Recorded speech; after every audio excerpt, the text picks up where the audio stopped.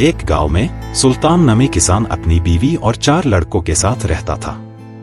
सुल्तान खेतों में मेहनत मजदूरी करता था और अपने कोंबे को खिलाया करता था, लेकिन उसके 4 लड़के सुस्ता जो इसी तरह गांव में घूमते रहते थे। एक दिन सुल्तान ने अपनी अहलिया से कहा कि मैं अभी भी खेतों में काम कर रहा हूं, लेकिन मेरे बाद इन लड़कों का क्या होगा? इन्होंने तो कभी सख्त मेहनत भी नहीं की, ये तो कभी खेत में नहीं गए।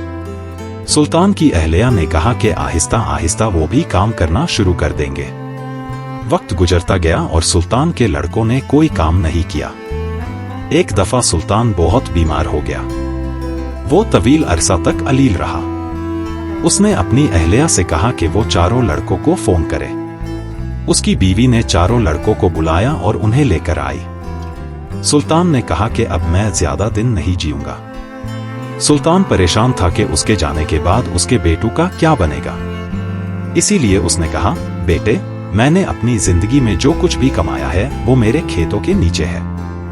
मेरे बाद तुम इससे खजाना निकाल लेना और आपस में बांट लेना। ये सुनकर 4 लड़के खुश हो गए। कुछ अरसा के बाद सुल्तान की मौत हो गई। सुल्तान की मौत के कुछ दिन बाद उसके लड़के दफनशुदा खजाना तलाश करने के लिए खेत में गए।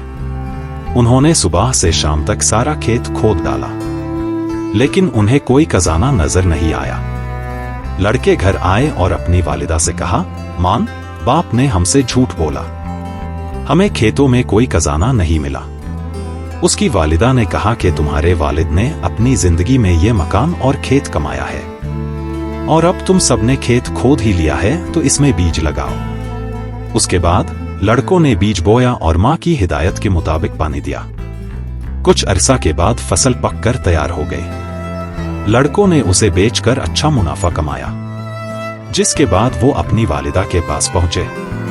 वालिदा ने कहा कि तुम्हारी मेहनत ही असली खजाना है, यही बात तुम्हारे वालिद तुम्हें समझाना चाहते थे।